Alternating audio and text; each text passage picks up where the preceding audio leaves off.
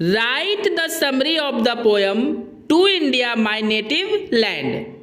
To India my native land कविता का सारांश लिखे। सेमेस्टर 3 इंग्लिश माइनर पेपर का ये बहुत ही ज़्यादा इम्पॉर्टेंट सवाल है, जिसे मैं आपको एक आसान नोट्स के साथ समझाऊंगा, जिसे हूबहू आप अपने एग्जाम में लिख सकते हैं। अगर मेरा ये नोट्स आपके लिए हेल्पफुल हुआ और आपको इसी तरह का नोट्स चाहिए तो सब्सक्राइब करके जुड़ जाए मेरे चैनल के साथ और वीडियो को अधिक से अधिक लाइक एंड शेयर करें। चलिए दोस्तों, आंसर को डिस्कस करते हैं। To India my native land is a very famous and popular sonnet composed by the great poet Henry Louis Vivian Derozio. To India my native land एक बहुत ही प्रसिद्ध और लोकप्रिय सोनेट है, जिसे लिखा गया है एक महान कवि हेनरी लुइस विवियन डेरोजियो के द्वारा। सोनेट मतलब दोस्तों एक तरह का पोयम होता है, लेकिन इसमें फिक्स 14 लाइन ही होता है। मतलब 14 लाइन के पोयम को हम लोग सोनेट कहते हैं। In Kolkata he was born on 18 April 1809। Kolkata में इनका जन्म 18 अप्रैल 1809 ईस्वी में हुआ था and died on 26 December 1831 in Kolkata as well. और कोलकाता में ही इनकी मौत 26 दिसंबर 1831 ईस्वी में हो गया था। He got popularity only in 22 years short life। 22 साल के कम उम्र में ही इन्होंने लोकप्रियता प्राप्त कर ली थी। मतलब दोस्तों ये बहुत ही कम उम्र जिए थे, मात्र 22 साल, और इतने कम उम्र में ही उन्होंने लोकप्रियता हासिल कर ली थी दोस्तों। He wrote many famous books such as, उन्होंने बहुत सारी प्रसिद्ध पुस्तकें लिखी, जैसे the fakir of Jungheera, the harp of India, song of Hindustani minstrel. ये इनकी प्रसिद्ध पुस्तकें हैं दोस्तों। ही गोट इंडियन सिटीजनशिप, उन्हें भारत का नागरिकता प्राप्त हुआ था।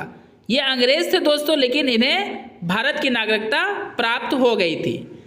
And he new very well English and Bengali, और उन्हें बहुत अच्छे से बंगाली भाषा भी आता था, और क्योंकि ये अंग्रेज थे तो अंग्रेजी तो इनको आता ही था। He also understood himself Indian, वो हमेशा खुद को एक भारतीय ही समझते थे, क्योंकि दोस्तों इनका जन्म भी भारत में ही हुआ था और मौत भी भारत में ही हुआ था, इसलिए हमेशा खुद को भारतीय ही समझते थे। आई होप दोस्तों आपको ये पहला पैराग्राफ अच्छे से समझ में आ गया होगा। तो चलिए हम लोग अब पोएम को डिस्कस करते हैं पैराग्राफ चेंज करके। In this sonnet the poet has tried to reveal the condition of India under British rule. इस सोनेट में पोएट ने कोशिश किए हैं उजागर करने की भारत के उस स्थिति के बारे में जब भारत अंग्रेजों का गुलाम था, यानी अंग्रेजों के शिकंजे में कसा हुआ था।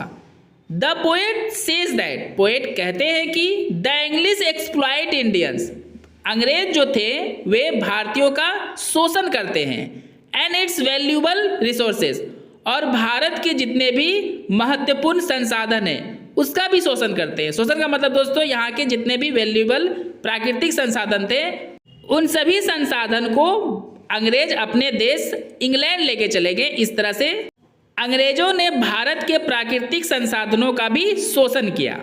The English made India meaningless which was meaningful in the past as it revealed by this line. अंग्रेजों ने भारत को बेअर्थ बना दिया, मतलब बेकार बना दिया।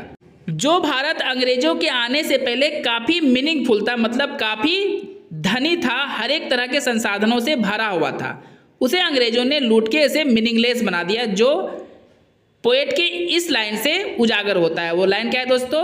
Where is that glory, where is that reverence now, मतलब कहाँ गई भारत की वह शान, कहाँ गई भारत का वो पहचान और सम्मान।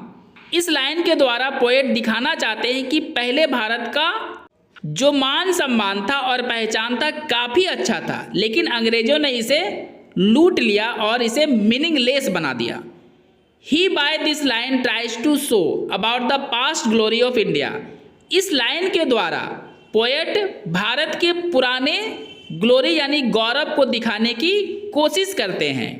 विच has been destroyed by the English, जिसे अंग्रेजों के द्वारा बर्बाद कर दिया गया। मतलब भारत का जो मान सम्मान था, गौरव था, उसे अंग्रेजों ने पूरी तरह से बर्बाद कर दिया। फर्दर ही सेज दैट, आगे वह कहते हैं कि India was an eagle in the past, Bharat पुराने समय में एक ईगल था। मतलब ईगल दोस्तों होता है पक्षियों का राजा और इसका मान सम्मान काफ़ी अधिक होता है पक्षियों के बीच में। But now the wings of the eagle has been cut, लेकिन अब जो है दोस्तों अंग्रेजों के द्वारा इस ईगल के पंख को काट दिया गया है। And so the eagle has become helpless and hopeless, और इसलिए क्योंकि इसका पंख काट दिया गया है तो ईगल अब आशाहीन और लाचार हो गया है। ईगल के द्वारा दोस्तों यहाँ पे पोएट भारत की स्थिति को दिखाने की कोशिश की है कि पहले भारत की स्थिति काफ़ी अच्छी थी, उस ईगल की तरह जो आज़ाद आकाश में उड़ता था और पूरी तरह से स्वतंत्र था। लेकिन अंग्रेज जैसे आए उन्होंने भारत को गुलाम बना लिया, जिसके कारण भारतीय हेल्पलेस और होपलेस हो गए, मतलब लाचार और आशाहीन हो गए। Further the poet has compared India to that goddess who has a radiant halo encircle her forehead. आगे पोएट जो है दोस्तों भारत की तुलना उस देवी से की है जिनके सर के पीछे चारों ओर एक हैलो बना है। हैलो का मतलब होता है एक, आपने दोस्तों भगवान का किसी ना किसी फोटो को जरूर देखा होगा जिसमें भगवान के सर के पीछे एक प्रकाश का गोल ऐसा चित्र बना होता है, उसी को हैलो बोलते हैं या फिर ऑरा बोलते हैं। तो भारत की स्थिति पोएट के अनुसार पहले उसी तरह थी। But the English slaved that goddess as well, लेकिन अंग्रेजों ने उस देवी को भी अपना गुलाम बना लिया। आई होप दोस्तों आपको ये पैराग्राफ भी अच्छे से समझ में आ गया होगा। चलिए हम लोग नेक्स्ट पैराग्राफ को डिस्कस करते हैं। The poet feels very sad to see the bad condition of India under British. Poet बहुत दुखी महसूस करते हैं जब वो इंडिया के बैड कंडीशन यानी बुरी स्थिति को देखते हैं, और बुरी स्थिति का कारण अंग्रेज थे दोस्तों, क्योंकि अंग्रेजों ने भारत को गुलाम बना लिया था। Through this poem the poet has tried to wake up all Indians to get India free. इस पोएम के द्वारा पोएट सभी भारतीयों को जगाने की कोशिश किए हैं ताकि वे जगें और भारत को आज़ादी दिलाएं, आज़ादी प्राप्त करें। मतलब सीधा सा है दोस्तों, ये अंग्रेज होते हुए भी गुलाम बनते हुए देख भारतीयों को इन्हें बहुत ज़्यादा बुरा लगता है, इसलिए वो चाहते हैं कि सभी भारतीय अंग्रेजों के खिलाफ लड़े और भारत को आज़ादी दिलाए। The poet also says through this sonnet that, poet इस सोनेट के द्वारा यह भी कहना चाहते हैं कि इन द पास्ट, पुराने समय में, many students as well as scholars came India to get best education. बहुत सारे स्टूडेंट्स यानी विद्यार्थी और विद्वान भी भारत आया करते थे अच्छी शिक्षा यानी सबसे अच्छी शिक्षा प्राप्त करने के लिए। इतना ज़्यादा महान था भारत पहले, लेकिन जैसे ही अंग्रेजों ने इसे गुलाम बनाया, भारत की महानता को उन्होंने ख़त्म कर दिया दोस्तों।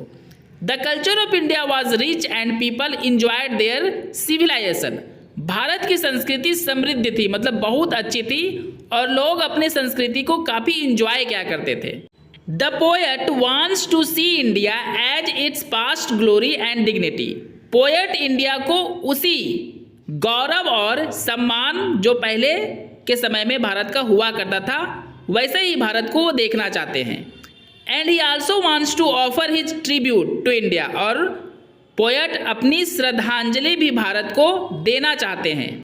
बिकॉज, क्योंकि this country is his native land, क्योंकि भारत को पोएट अपना जन्म स्थान मानते हैं, भारत को ही ये अपना देश मानते हैं, इसलिए भारत को अपनी श्रद्धांजलि देते हैं और देना चाहते हैं। The poet wants to see India getting its past history. Poet भारत को अपने पुराने इतिहास जो काफ़ी गौरवपूर्ण था उसे प्राप्त करते हुए देखना चाहते हैं। And it is only possible to get freedom from the British rule. और दोस्तों पोएट को पता है यह तभी संभव है, यानी भारत अपनी पुरानी संस्कृति और गौरव और सम्मान तभी प्राप्त कर सकता है जब भारत ब्रिटिश रूल से आज़ादी प्राप्त कर सके। क्योंकि दोस्तों बिना आज़ादी प्राप्त किए भारत अपनी पास्ट ग्लोरी कभी भी प्राप्त नहीं कर सकता और अंग्रेज इसे प्राप्त करने देंगे भी नहीं। दोस्तों मेरा ये नोट्स अगर आपके लिए हेल्पफुल हुआ है और आपको इसी तरह का नोट्स चाहिए तो सब्सक्राइब करके जुड़ जाए मेरे चैनल के साथ, ताकि आपको आपके कोर्स का सारा वीडियो यहाँ मिल सके। और दोस्तों इस वीडियो को अधिक से अधिक लाइक एंड शेयर करें। अब आपको पैराग्राफ चेंज कर लेना है। इन द कंक्लूजन, संक्षेप में, वी सी दैट, हम देखते हैं कि Henry Derozio wants to reveal about both India. Henry Derozio जो पोएट है वो दो तरह के भारत को उजागर करने के बारे में चाहते हैं। The first in the past, पहला इंडिया जो पुराने समय में था, इंडियन हिस्ट्री वॉज ग्लोरियस, और वो क्या था दोस्तों, भारत का इतिहास गौरवपूर्ण था, and known as the world guru, और विश्व गुरु के नाम से जाना जाता था। And the second, India had become helpless and hopeless due to the British rule, और दूसरा कौन सा इंडिया है दोस्तों, वह इंडिया जो अंग्रेजों की गुलामी में लाचार और आशाहीन हो चुका है।